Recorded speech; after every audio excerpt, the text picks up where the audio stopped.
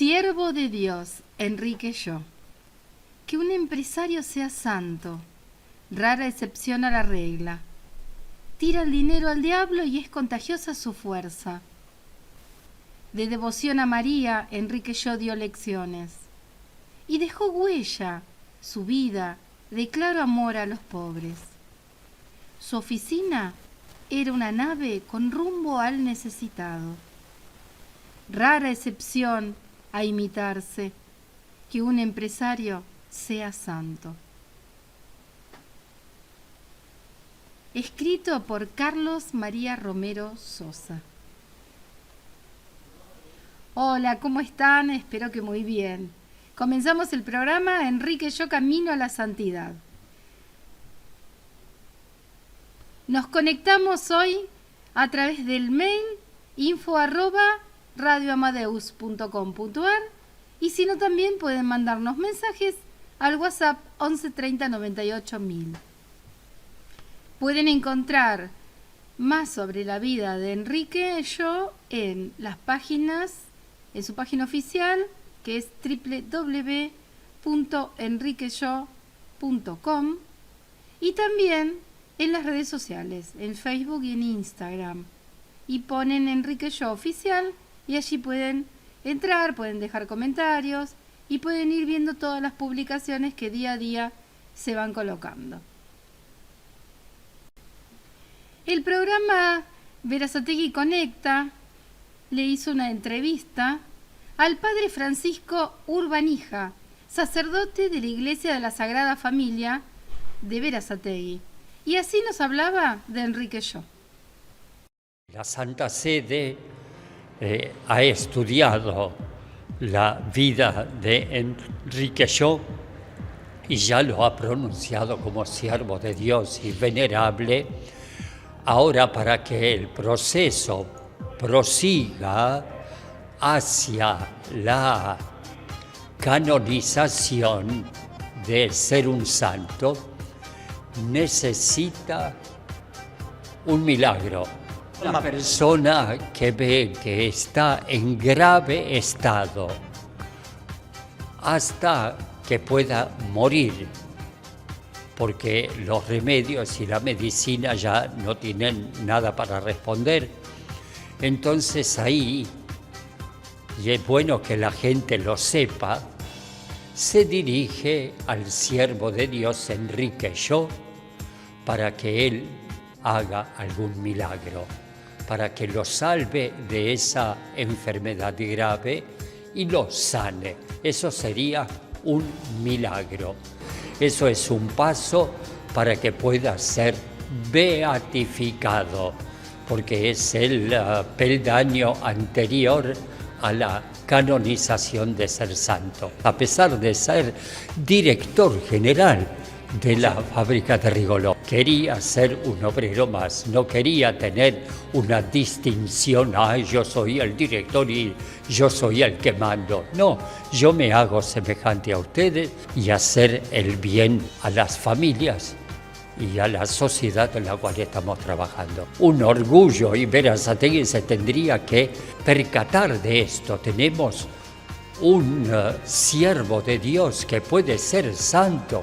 No cualquier ciudad, no cualquier barriada tiene un santo que ya está en proceso de ser santo.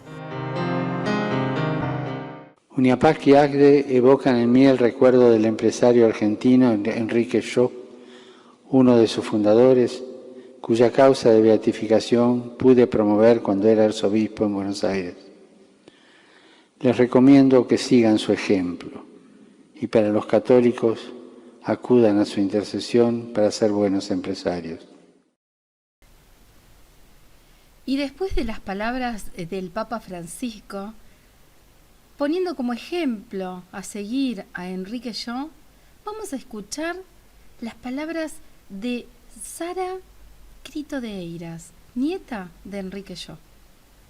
Bueno, entonces empecé primero leyendo las libretitas, me encantó, entonces después leí Y Dominar la Tierra, que son esta compilación de conferencias de Enrique, y saqué las partes que me parecían digamos, más importantes, así que es como una compilación. Y también conté algunas cosas referidas a que me contó mi madre o mi abuela. Abuela siempre, la verdad que, por ejemplo, una cosa que cuento es que decía que, yo le decía, ay, yo quiero un marido como Enrique Sho, entonces me decían, imposible. Y yo decía, ay, ¿por qué? Porque solamente me miró a mí, solamente me hubiese mirado a mí si hubiese... Estaba asegura del amor que Enrique le tenía enorme. Ya de novios le había dicho a abuela que no quería darle el tiempo, que estaba más cansado al volver una jornada de trabajo, y de hecho siempre llegaba sin demostrar su cansancio, de alegría, y abuela empezaba siempre con sonrisas. Mamá no podía creer el cambio de cuando llegaba Enrique, ¿no? Digamos que era súper alegre, pero bueno, porque se lo proponía Enrique, que todos lo dicen, ¿no? Y súper sencillo al mismo tiempo. Bueno, cuento justamente esa parte de él, ¿no? No solamente este pensamiento como de la empresa, del rol del empresario.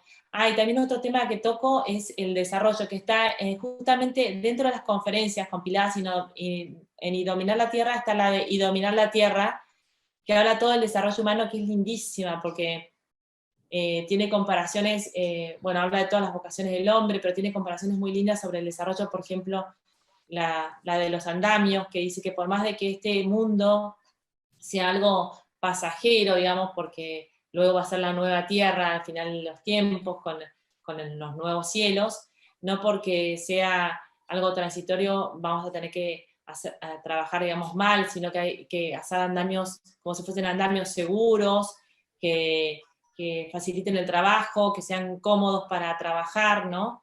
Y que además este mundo, al final de los tiempos, en la nueva tierra, va a ser transformado, ¿no? En esa nueva tierra, o sea, va a ser este mismo mundo.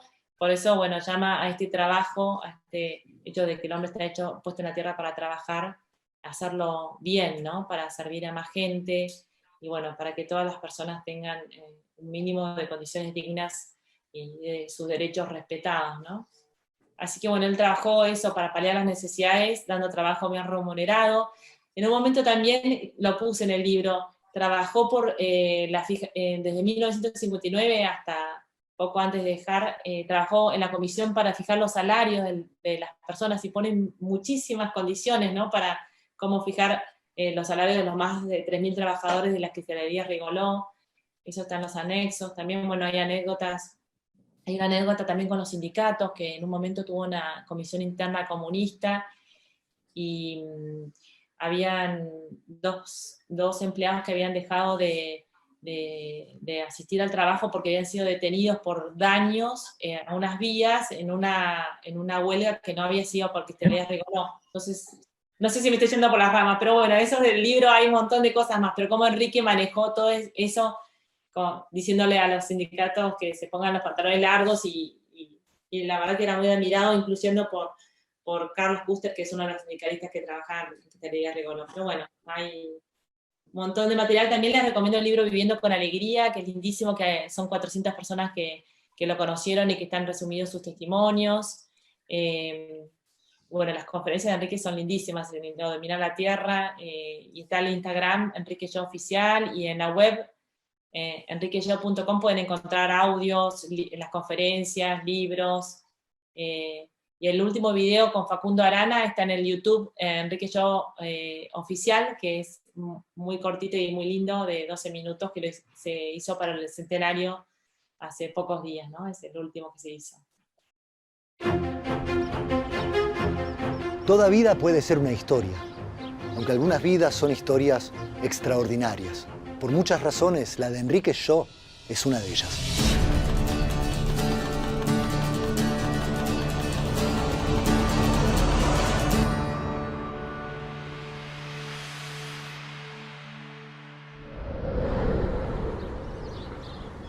Enrique nació en París en 1921, pero creció aquí, en este entorno, cerca del Plaza Hotel que construyó su abuelo materno. Su mamá, Sara, murió cuando él tenía apenas 4 años. Pero antes de morir, pidió un último deseo, que Alejandro, su padre, le diera una educación en la fe católica. y Enrique la abrazó desde el primer momento. Tal vez esa fue la primera señal.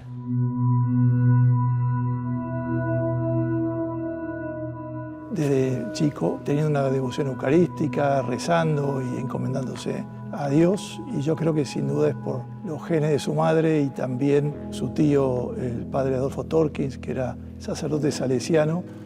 Enrique estudió en el Colegio La Salle de Buenos Aires, donde se destacó como un alumno sobresaliente, y a sus 14 años decidió ingresar en la Escuela Naval Militar.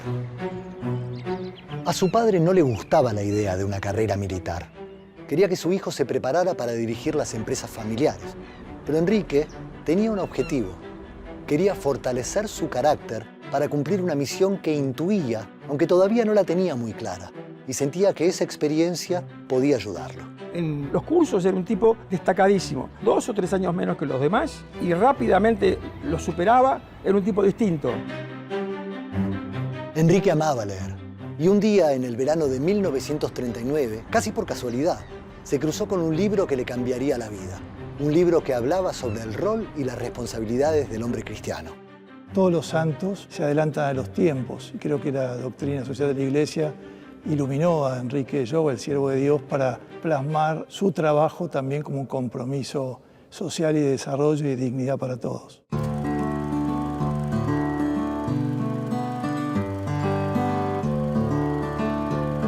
En 1943, Enrique se casa con Cecilia Bunge, quien sería el amor de toda su vida. Y en 1945, habiendo hecho un notable recorrido en la fuerza, pide su baja y se aboca a lo que su fe le estaba señalando: llevar el Evangelio a donde fuese necesario. Decide ser empresario porque quiere ayudar a su gente.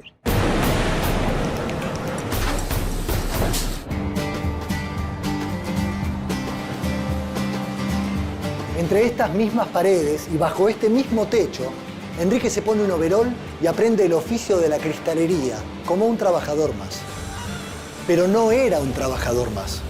Estaba capacitado para ponerse al frente de la empresa y llevarla hacia un lugar mejor. Y así, paso a paso, escala posiciones y por mérito propio llega al cargo de gerente general. Un gerente singular que es muy exitoso en su gestión, pero que está siempre al lado de los trabajadores. Yo trabajé de muy joven en Cristalería Rigolo, entré a los 16 años. Cuando nos conocimos a nivel personal, vinculados también por una línea espiritual, pudimos discutir muchas veces. Pero él a su vez tenía un gran deseo de decir: la empresa tiene que ser una comunidad de personas. Él tenía una visión que dicen que es propia de los marinos. Se puede decir que en un barco todos navegan juntos, todos tienen que remar juntos. En los 16 años que él trabajó en Rigoló, impuso pautas de trabajo, vínculos relacionales en la empresa que fueron diferenciales. Enrique mismo promovía y era muy consciente que la innovación de la empresa muchas veces venía desde abajo, desde las mismas personas que estaban en el día a día de la fábrica, del proceso, de la máquina. Responsabilidad social empresaria, un término que se empezó a utilizar hace poco tiempo, ya era algo que estaba muy impregnado en su estilo de liderazgo. Enrique sentía que la empresa era una comunidad de vida, en la que todas las personas son importantes. Conocía a todos sus colaboradores, casi 4.000, y sabía escucharlos. Él dejaba la comodidad de su oficina para ir a los hornos, para ir a las plantas, sabía de su vida, de su familia, de los problemas que tenía, los escuchaba. Que un empleado esté feliz, para Enrique significaba, más allá de su rol como empresario, como su rol como cristiano, él se sentía realizado. Muchas veces se dice que era un místico de traje y corbata dirigiendo una empresa. Enrique fue un empresario que inspiró e incomodó. Pero no fue solo eso. También fue un gran hombre de familia, un pensador, un motor imparable que ayudó a poner en marcha la Universidad Católica Argentina, una enorme cantidad de emprendimientos sociales, y hasta fue uno de los fundadores de ACTE, la Asociación Cristiana de Dirigentes de Empresa, de la que además fue su primer presidente. Él fue el que logró que gran parte, sobre todo del mundo empresario, entendiera la importancia de desarrollar nuevos dirigentes de excelencia, pero que tengan una perspectiva y una dimensión cristiana y humana del sector privado. Un hombre que tenía 1000 ocupaciones y era capaz de ocuparse del problema de un obrero o de una cuestión concreta de la iglesia. Impulsó lo que fue en ese momento el decreto ley de asignaciones familiares. Sí, increíblemente fue un empresario. Y hasta estuvo preso por defender a la iglesia de los ataques del gobierno de entonces.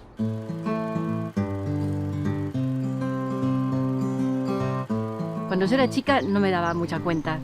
Me parecía que todos los papás eran santos, que todos los papás eran magníficos. Cuando fui saliendo a otras casas, ahí ya me di cuenta que había una pequeña diferencia. Porque vi a otros papás con mal humor o enojados. Cuando él llegaba, la casa cambiaba. Porque entraba silbando y era como que traía una alegría. Su mujer, sus adorados 9 hijos, todos los que lo conocían, sintieron que el mundo se venía abajo cuando supieron que a Enrique se le había diagnosticado una terrible enfermedad. Él tuvo esta enfermedad, que fue un melanoma, muy joven. Y ahí ocurrió el episodio de los despidos. Llegó la orden de Estados Unidos, echar gente, 1200 personas. Y él dijo, si echan a una sola persona, yo renuncio y me voy. Él pensaba que la empresa tenía que ser rentable, era su primer responsabilidad, pero como decía, nunca sacrificando la dignidad de los trabajadores. Ese deseo que él tuvo de joven de ser un obrero llega a concretarse al final de su vida. La máxima expresión de ese profundo cariño estuvo dado en el momento en que van a donar sangre para él. Más de 260 obreros que trabajaban para él donaron su sangre para tratar de ayudarlo. Pero su muerte, muy prematura, fue inevitable. Enrique había muerto, pero en ese mismo momento se estaba encendiendo una luz. En un remoto lugar del planeta estaban haciendo un empresario santo. Alguien que tenía un verdadero compromiso con el país, que consideraba el desempleo como un mal moral, que luchaba contra la corrupción porque sentía que era un fraude a la democracia, que ante las diferencias tendía puentes, aunque pudieran perjudicarlo, y que estaba convencido que sin justicia no podía haber paz. Alguien que no tenía superpoderes, pero tenía un propósito, y que a 100 años de su nacimiento nos sigue interpelando. En el año 2002, mi marido, a los 32 años, se enferma con un cáncer que no tenía solución y le daban muy poquitos meses de vida. Después de rezar a varios santos, conozco a Enrique Shaw a través de mi vecina, que me trae un recorte de diario. Este recorte habla que hay un empresario que necesitaría un milagro para ser beato, entonces decido hacer un trato con él. Mi mamá le pedía por favor que vuelva a casa, que nos vea crecer. Pasan los días, mi marido hacía 9 meses que no comía y empezamos a rezar y mi marido empieza a pedirme comer. Mi marido hacía ya más de un año que supuestamente se tendría que haber muerto y empieza a trabajar. Vivió 18 años más de los que los médicos decían que iba a vivir. Yo tengo la fe de que Enrique intervino en que mi papá nos pueda ver crecer, gracias a la cantidad de rezos y de peticiones que le hicimos en ese momento. Cuando la Iglesia pide un milagro, es como algo que trascienda lo meramente humano, donde no haya equivocación y el Santo Padre pueda decretar la canonización de esa persona, y ahí, sin lugar a dudas, comienza una causa con la fama de santidad. Mi papá mostró que se puede ser feliz buscando el bien. Se puede ser un empresario honesto, sensible y al mismo tiempo un buen padre de familia y un mejor ciudadano. El estilo de liderazgo de él estaba cimentado en valores humanos. Una vida ejemplar. Y que impactó muy positivamente sobre toda la gente que lo conoció. Pudo decir en sus últimas palabras que moría muy feliz porque podía por fin decir que había hecho felices a los demás. Como dicen las Escrituras, todos estamos llamados a ser santos. Claramente, Enrique escuchó.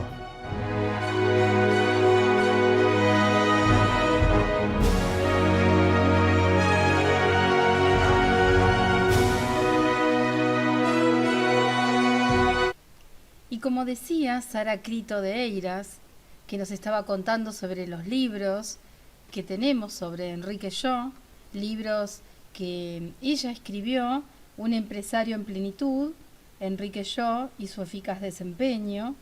Lo pueden encontrar en todas las librerías. También pueden encontrar el libro Viviendo con Alegría.